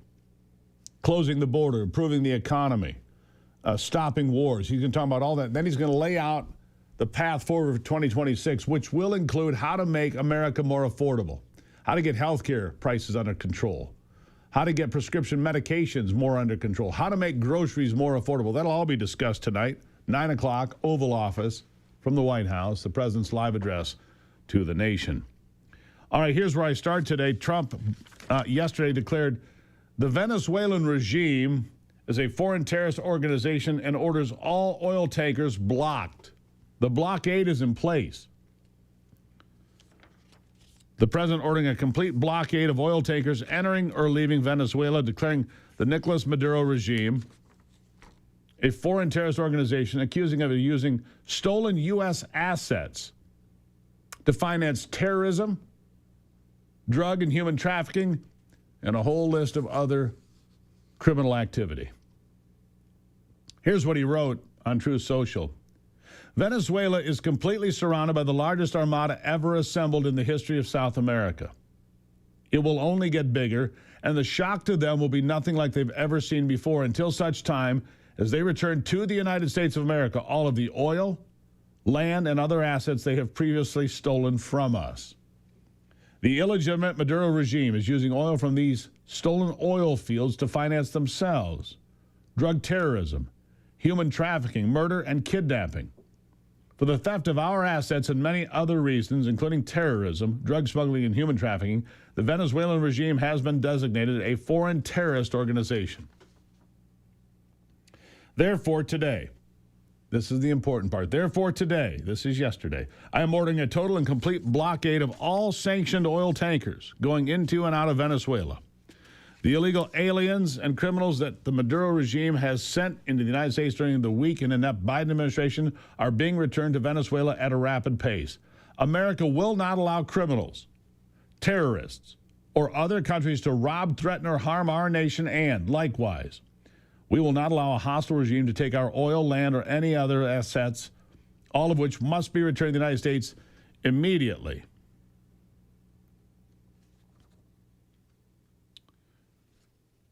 Immediately.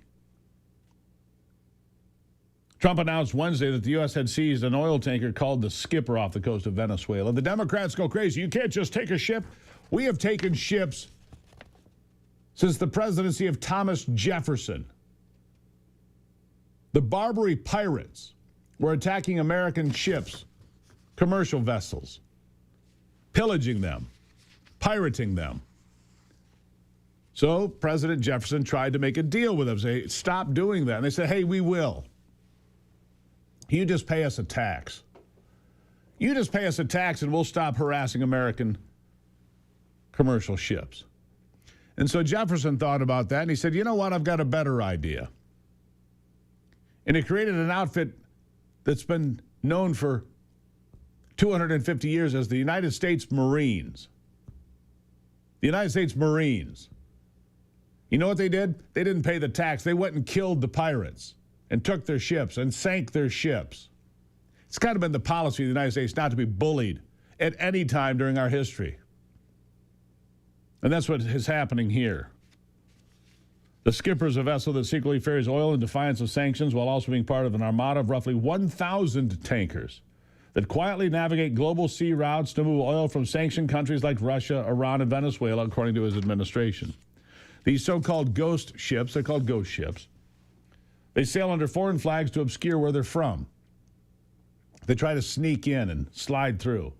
They change their names, shift ownership through shell companies, disable transponders, evade tracking, conduct mid-sea transfers to mask their cargo. The skipper was loaded with 1.8 billion barrels, 1.8 million barrels of oil before transferring an estimated 200,000 barrels just before its seizure. The oil on the tanker likely worth $60 billion to potentially more than $100 million, depending on the total take. The U.S. military has carried out strikes on suspected drug trafficking boats near Venezuela since September.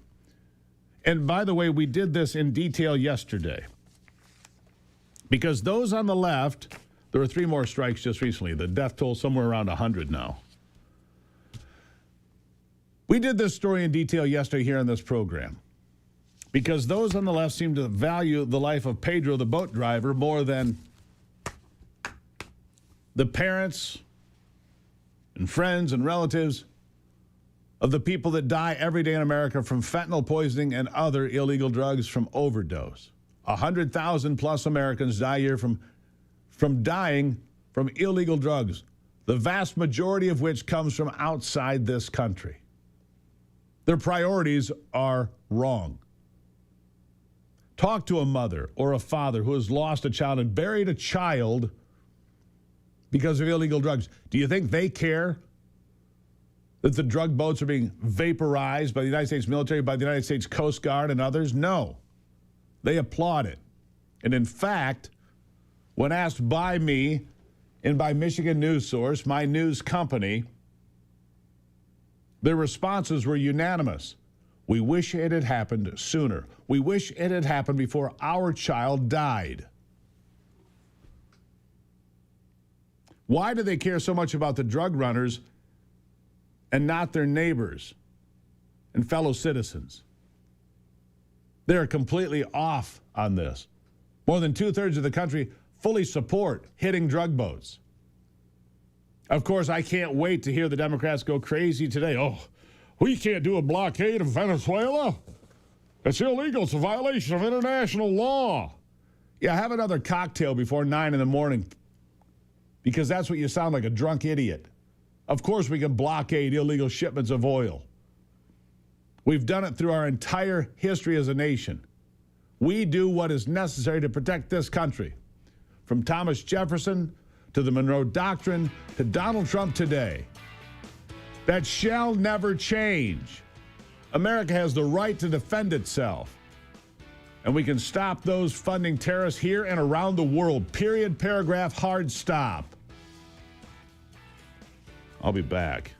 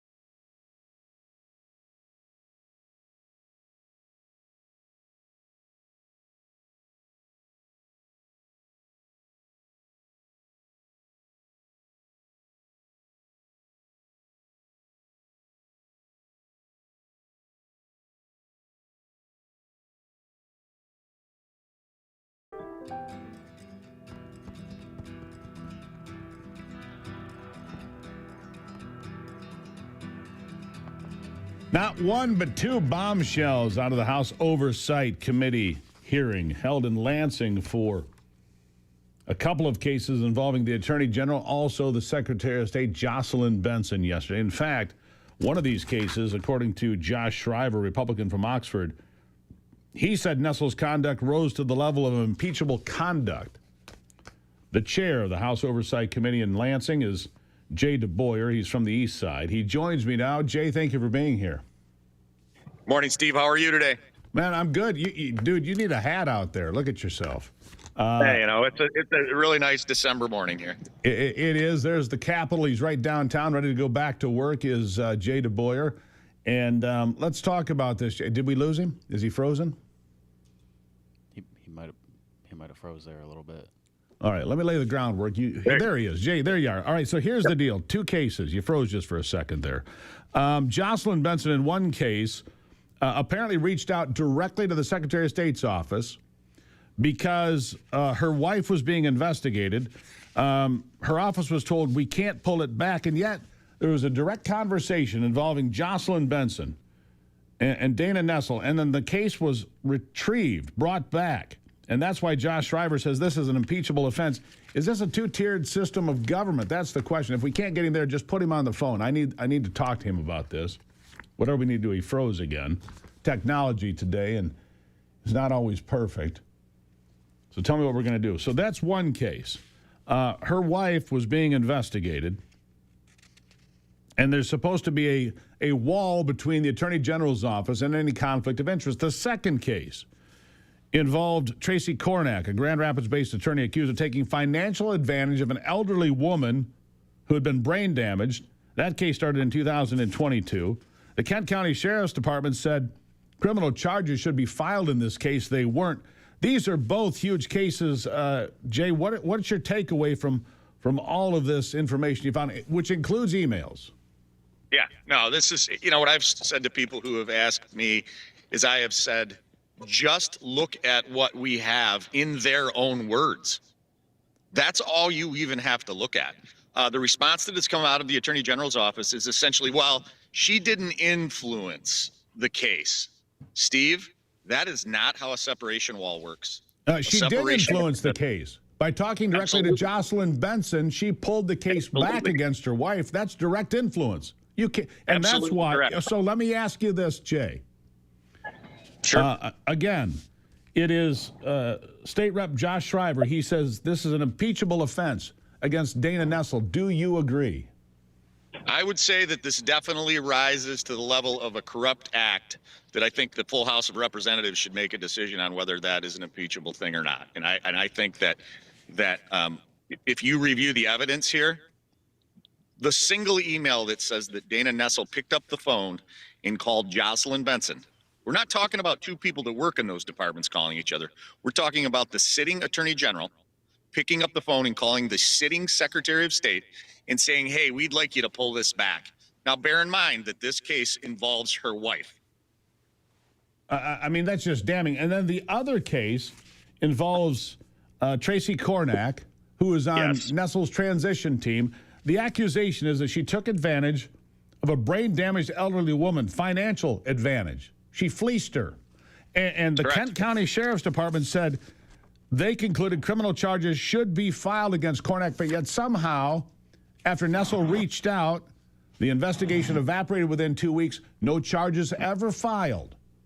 Another remarkable thing. Again, impeachable offense. Is this also, by the way, back to the first case, is this disqualifying? Jocelyn Benson's running for governor herself right now. Is it disqualifying? Well, I think if you dig into the fact, give me 2 seconds to lay something out here for you. Go ahead. Jocelyn Benson, as far as I know, is a lawyer in good standing in the state of Michigan. And Harvard educated. She knows what the ethical standards are of an attorney. And she knows that when that phone call came from Dana Nessel in regard to this case that Dana Nessel was firewalled from, the first words out of her mouth should have been, I cannot talk to you about this case. You are firewalled and separated. That is exactly what she should have said. Instead, what she said is, yes, we will take that back. That, my friend, is a demonstration of unethical behavior. And I could argue that perhaps that's a collusive act, that the two of them together, remember, the top two individuals had a conversation to make this go away. They colluded. I have another term for it. Abuse of power. Your thoughts? Absolutely. Absolutely, it's an abuse of power. We have demonstrated in two cases, separate, both firewalled, multiple instances of Dana Nessel stepping around the firewall to put her finger on the scales of justice. Now, I'm going to tell you right now, in both of these cases, there's enough information to at least continue to pursue a criminal act. There's a special fiduciary on the elderly lady that has been appointed by the probate judge that is looking into it. She took $100,000 from this lady in one single year to manage her finances. How much do you spend annually to manage your finances, Steve? And there's nothing to see here. Okay, so the last question. Do either of these, and I know the investigation's continuing, you have subpoenas out, from what I understand, more people to come. They have not appeared, by the way, in front of your committee. Do Correct. These acts by the Attorney General or by Jocelyn Benson, do they rise to the level of a criminal act? Your thoughts? Yeah, I'm not a lawyer, so I can't give you the perfect detail on whether these are criminal or not. And I think that would be something that we're going to have to look deeper into. The dilemma here, Steve, in my opinion, is who is our chief law enforcement officer? That's Dana Nessel. So I would say, is there a need perhaps for a special prosecutor in this case? Who appoints that special prosecutor? Dana Nessel would appoint that special prosecutor. Someone of independence needs to come into this arena and take a look at the facts of these two cases to make a determination if the Attorney General's office put their finger on the scales of justice. My opinion, based on everything I've read, is that she did. I'm not a lawyer. I'm not a special prosecutor. I think someone needs to look at this that is independent of the Attorney General's office. Jay Boyer, Chairman of the House Oversight Committee. We'll have more because this story seems to be just getting started. Jay, thank you for being here today. Thank you, Steve. Have a great day. Greatly appreciated. Impeachable offenses, maybe more. We'll keep you posted.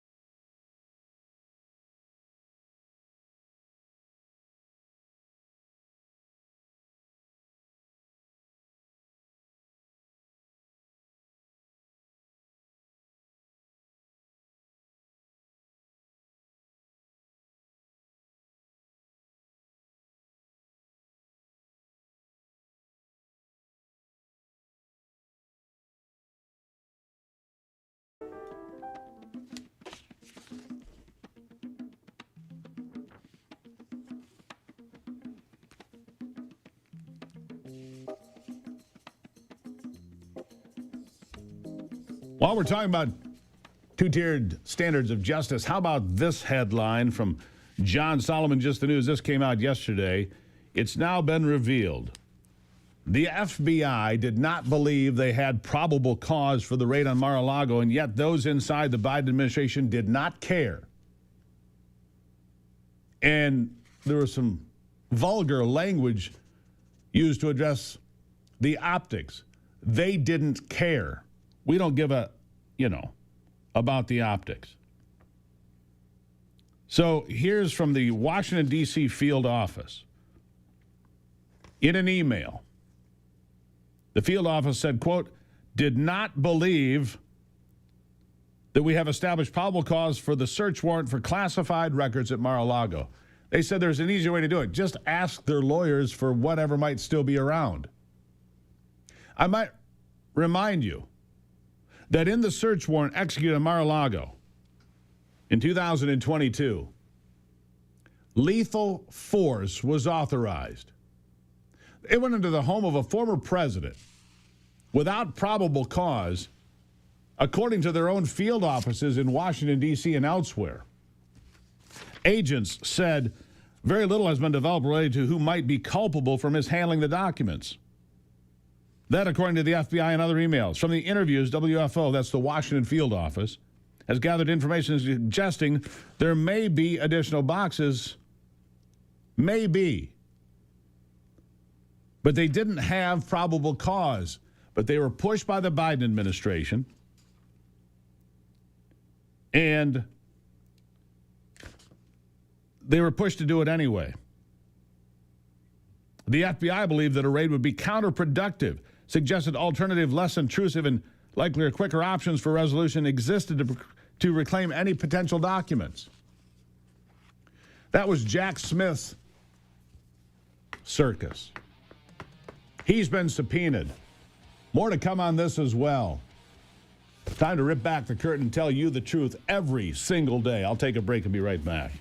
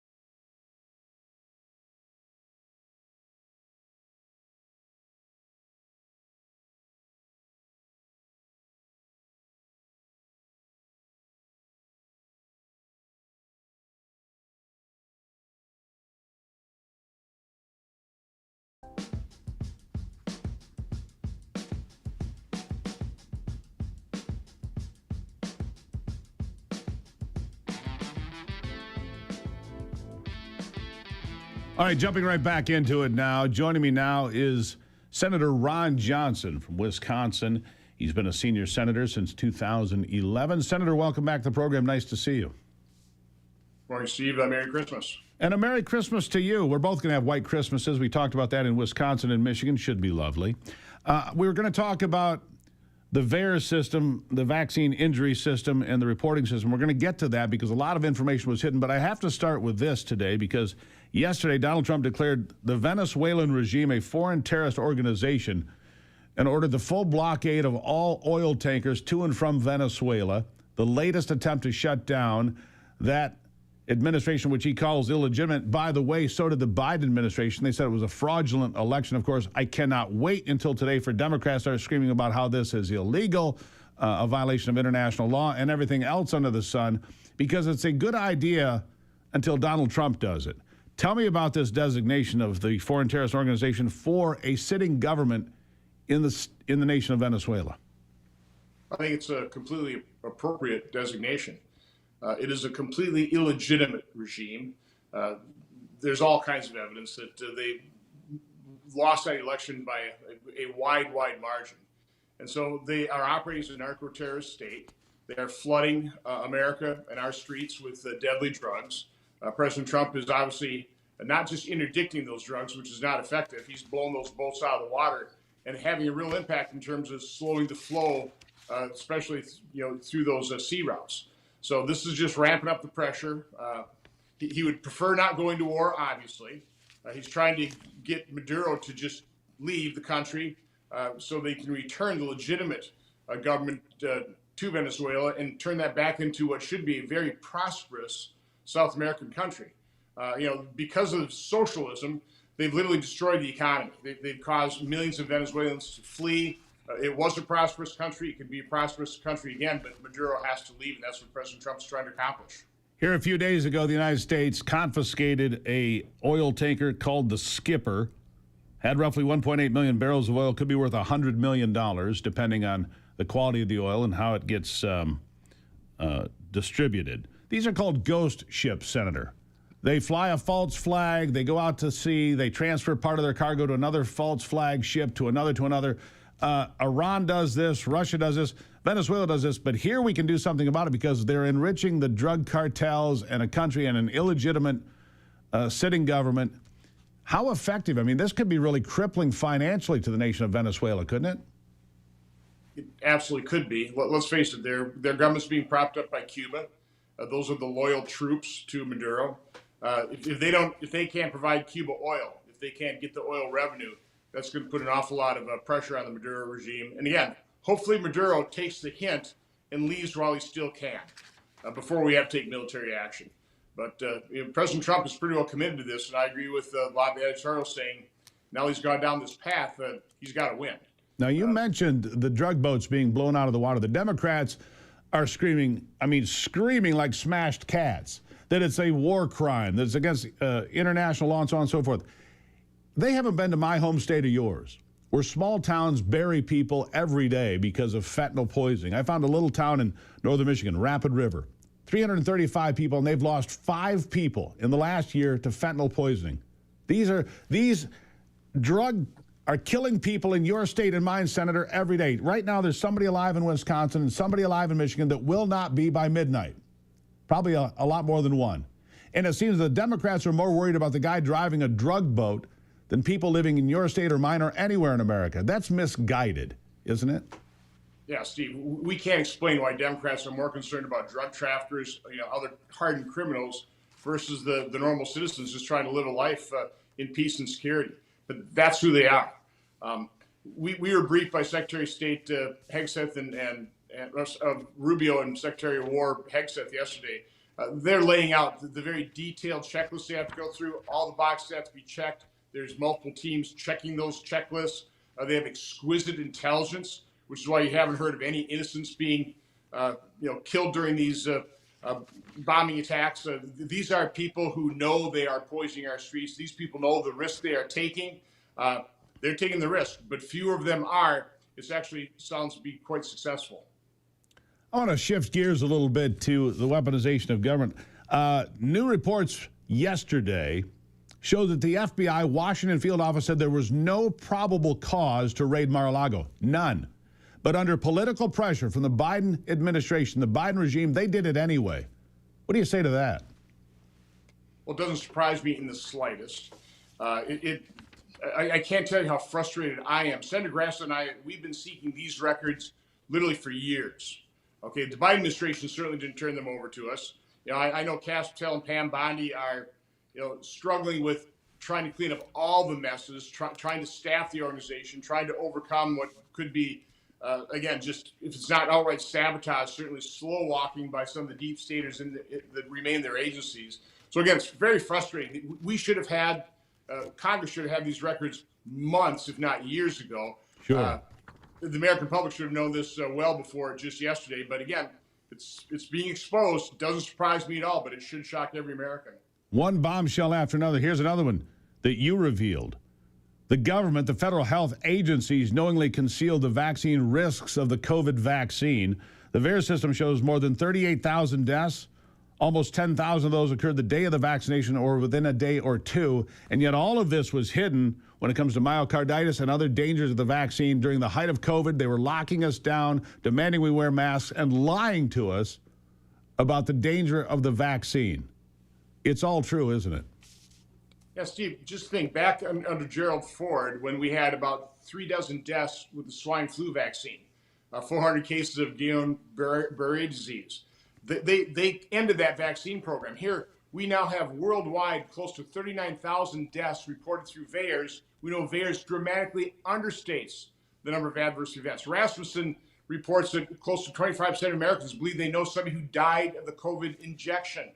And yet our FDA has taken no action. Now we know because of the initiative of FDA Commissioner McCary, Vinay Prasad, they've actually looked at the very limited number of autopsies they have, and they have conclusively concluded that 10 children died of the COVID injection. Again, this is just the tip of the iceberg. We saw athletes drop on fields. We saw newscasters drop over at their news desks. And yet the medical establishment, the COVID cartel, denied it all. They're still in a state of denial. Again, I'm quite confident Secretary Kennedy wants the truth to come out. And I certainly do. We all do. We have to be able to trust our health agencies. I mean, trust was destroyed. Real quickly, I'll give you the last word. Trust is something that we want in our government, but our government has shown themselves to be very untrustworthy. President Trump has gotten so many enormous tasks on his plate. All the messes he's trying to clean up. One of them is trying to rein in government. I'm not sure he's going to have enough time, but I know he's absolutely dedicated to doing so. Wish him well, and I wish all you, your listeners, a very Merry Christmas. And to you too, my friend. Senator Johnson, Merry Christmas. You can enjoy the white Christmas in Wisconsin as we will here in Michigan, my friend. Thank you. Take care. There you have it, Senator Ron Johnson. So many big stories. One bombshell headline after another. I'm glad he joined us to share his thoughts. Ivy will join us to share hers right after this.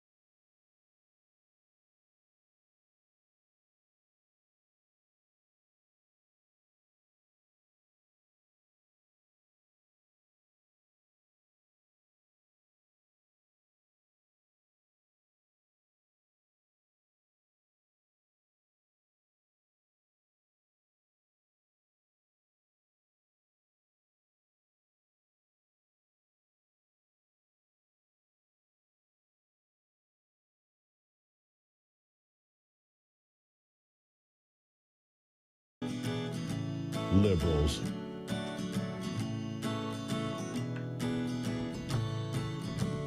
All right, welcome back to it. Of course, important conversation with Senator Ron Johnson. You can always find these conversations, if you want to go back, on the YouTube channel, where you can also watch us live every single day. You can go to all the social media sites like X and Facebook. Watch live there. Slap the like button. Right? That's all true. And if you love Ivy and you want more Ivy, you can do it there as well, right, Ivy? You can go slap that like button, watch us live all over the place, right? Yeah, go for it. Yeah. Smack it. Smack it. All right. So what's you wanted to lighten like it and up today. subscribe, right? That's what we want them to do. Like and subscribe at YouTube. Apparently, Anthony says that's the best platform. It's just got the best delivery system. Okay, I trust him, but not on much. But on that, I do. All right. So what's on your mind, Ivy? Well, you know, Christmas is around the corner. It is? It is. How many days is it? It's Wednesday, so it's a week, because next Wednesday is Christmas Eve, right? Yeah, not much. Not much. I need to get out and do some 7 shopping. days. I don't want to be at 7-Eleven on Christmas Eve and getting some last-minute gifts. Well, that was one of my questions. So I'm just, are you an early shopper or a Christmas Eve panic shopper? You're not actually asking me that. I'm asking for the audience. Yeah, you're not I asking. know the answer.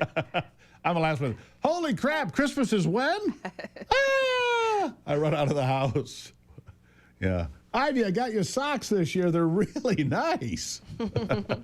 Oh, so sweet. Actually- Thank you for being so thoughtful. Actually, you've got some I got gifts. you some socks too with those little rubber things on the bottom. So you know what I saw when I was in D.C.? You've got one of these.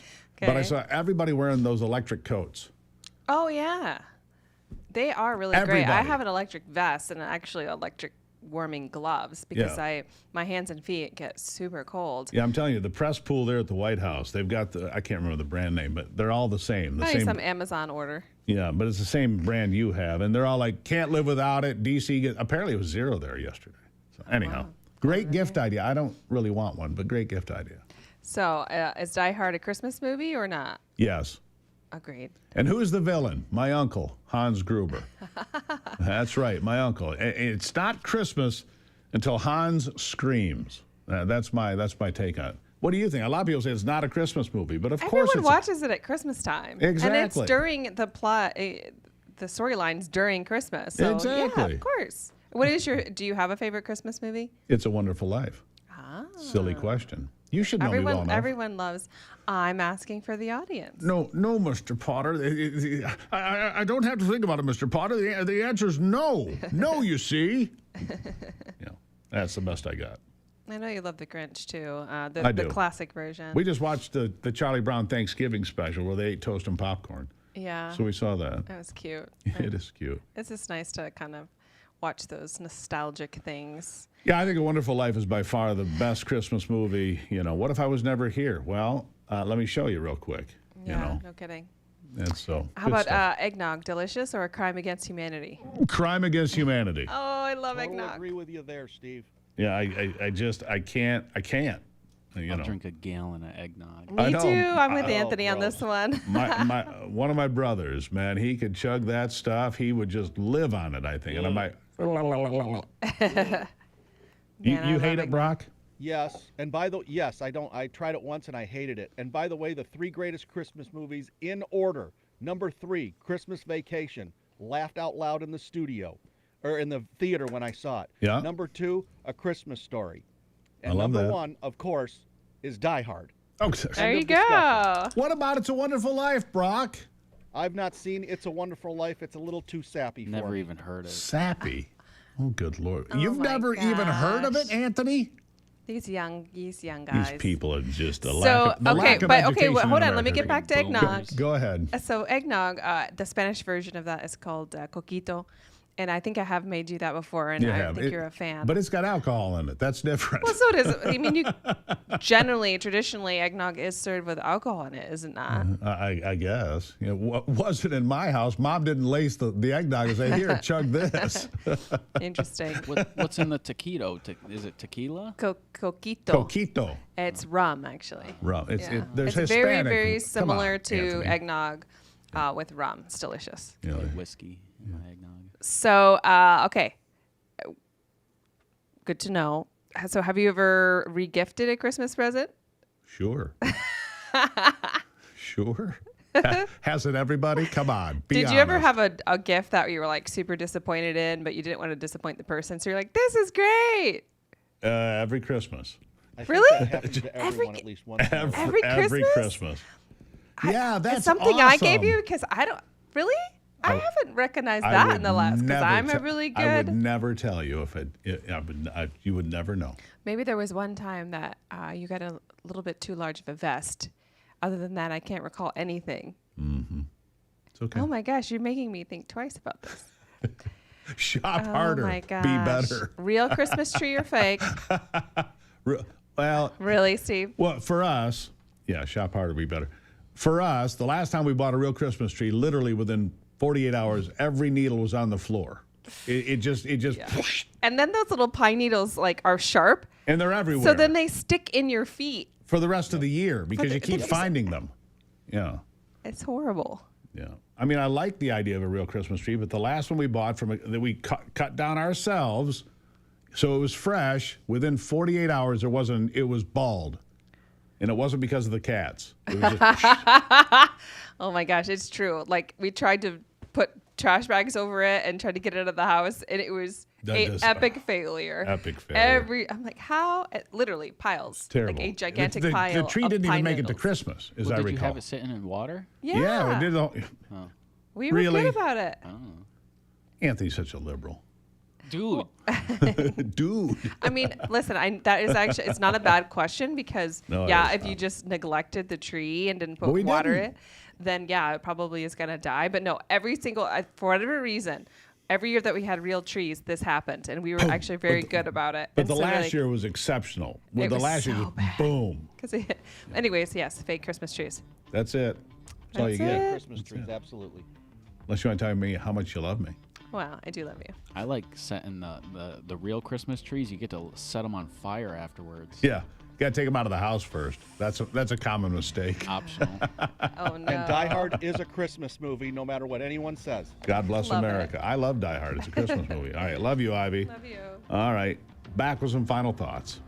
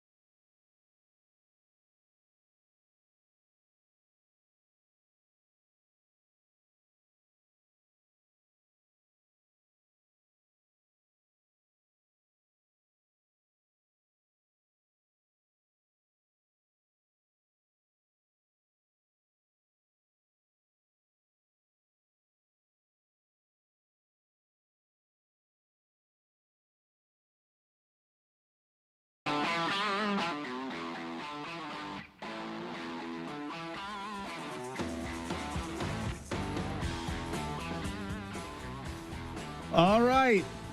Primetime address to the nation tonight from the president. All right, that's going to happen. He's going to talk about all sorts of things. I'm sure he'll talk about the blockade of Venezuela. He's going to talk about the attacks on drug-running boats, 3 more in the last 24 hours, from what I understand. The deaths at about 100. Meanwhile, the Trump White House, I missed this story today, and I want you to hear this. It's important before we go and wrap up business for the day. The Trump White House has torpedoed the Biden attempt, Joe Biden directly, to shield the AutoPen presidency files. They don't want the files revealed about the decision-making processes leading up to the AutoPen signing thousands of pardons and commutations because Joe Biden wasn't involved. The more we learn, we know that it was being run by his circle of influencers, the people inside the White House. His inner circle was doing that. Joe Biden requested executive privilege from congressional investigations into the use of the AutoPen. And White House counsel David Warrington responded yesterday to the request saying no, because he says immunity protects government officials, notably the president, from lawsuits or prosecution over actions conducted while performing official duties. There's no prosecution involved here. As President Trump has stated, the abuse of the AutoPen that took place during the Biden presidency and the extraordinary efforts to shield President Biden's diminished faculties from the public must be subject to a full accounting to ensure nothing similar ever happens again. The president has to know who he's pardoning. The president has to know who's getting their sentences commuted and why. There were literally thousands of those pushed through in the last days of the Biden administration. Oh, and by the way, here's an interesting thing. Joe Biden signed this request himself. It was pointed out that his signature doesn't look anything like the AutoPen or his previous signature. Who was signing what and when? That you can find it online. You can go look at the signatures. None of them match. Who's running that thing? Fight the good fight. Keep the faith, my friends. God bless America. I'm Steve Gruber. This is the Steve Gruber Show. And remember to work harder and be better every single day.